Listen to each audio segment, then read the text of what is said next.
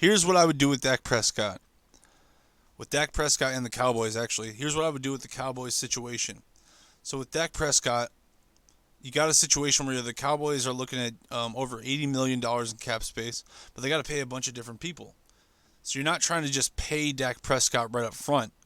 What you are doing, what you do want to do is you do want to keep him.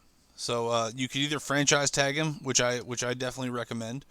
Franchise tagging him to see if he's the guy going forward. That's probably the smartest thing to do. Number one smartest thing to do is just franchise tag him and just keep on making him prove it. And if they have a really successful year, pay the man the money. But that I don't know if that's what they'll do. Jerry Jones doesn't seem like that kind of guy. He doesn't seem like he is ballsy enough to do that, honestly. So because Dak Prescott, he could hold out, he could do a few different things. So there's definitely leverage in Dak Prescott's corner.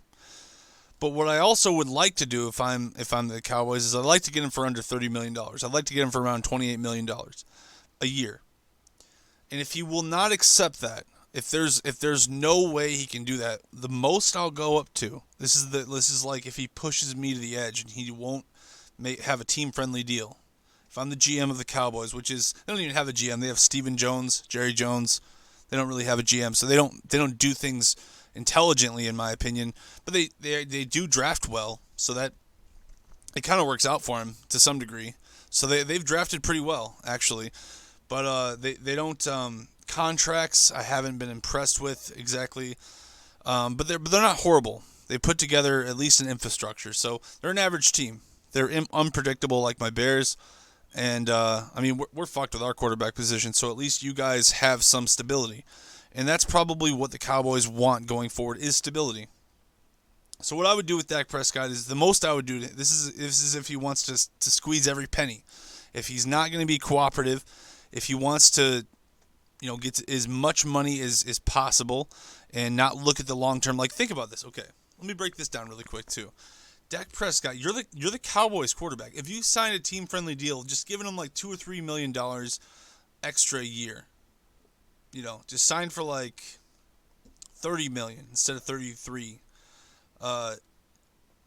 Sign for like $30 million instead of 33 or 35, and then look at all the endorsements you could have.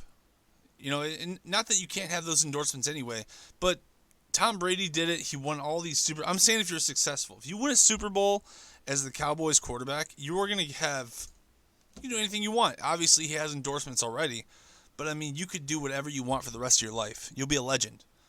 Troy Aikman has jobs for the rest of his life because of what he did with the Cowboys. That's a good example. Jason Witten didn't even win with the Cowboys. He has jobs... maybe that's how Dak Prescott sees it. Maybe he sees it like, I don't have to win. I'm already the Cowboys quarterback, whatever. I've already sold jerseys. I don't know. But at the same time, maybe he's like, I need to get every penny I can. I get that too. Honestly, I really do. I'm not criticizing for doing it. I'm just looking at what Brady did to win all of his touchdowns. He was an average talent, just like Dak Prescott's relatively average talent. But he's successful, but he can win. And I want to see Dak Prescott win. I don't actually want to see it. I want to see the Bears win. But as a fan of Dak Prescott, I wouldn't mind seeing him win. So my point is that if he's going to stretch it, the most I would go is $33 million a year. Front load $70 million for like the first 3 years, something like that. Try to make it a team-friendly deal, as many incentives, as many contingencies as possible. Don't push the envelope with Dak Prescott. Don't just pay him whatever you want like Ezekiel Elliott. Don't just pay whatever is possible. Just get him, make him earn it. Make him earn it. Structure the contract in a way that he has to earn every penny. And make it a way that if he flames out, which I don't think he will, which probably won't, but if he does, or if he's unstable, if he has a bad year where he only throws like 2,900 yards or something, under 3,000 yards, something like that, like we're seeing with Trubisky, then you can get some of your money back. Because you do need to pay these defensive guys, especially in like 2 years. If one of them pops and one of them's really good, you got to pay these guys. So if you have a quarterback who's failing and you have to pay him money, and you actually needed to pay this defensive guy who actually helps you win, you're fucked. You got nothing to do. So make it team friendly. Make him earn it. I would add a Super Bowl win in some of those incentives, in my opinion, like Brady had. Do it. Give the guy a carrot to chase. So Dak Prescott, he's a good quarterback. He obviously deserves some money. He deserves to get paid similar to the top guys. I wouldn't pay him as much as Carson Wentz. I wouldn't pay him as much as Aaron Rodgers. The thing is, Carson Wentz didn't deserve that much money. Neither did, I would argue, Stafford does because the Lions suck, and he's the only good player in the Lions. Russell Wilson does because he makes that team relevant. Rodgers does because he makes that team relevant.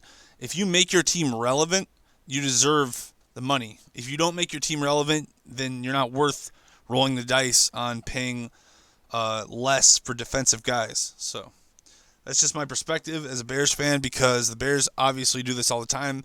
They're very stingy with their quarterbacks. The only time they weren't stingy was Jay Cutler, and we probably should have been. So you live and you learn. Hopefully the Cowboys see this video, especially if you share it. You should totally share it. Smash that subscribe button. Smash that notification bell. Have an excellent day, and cheers.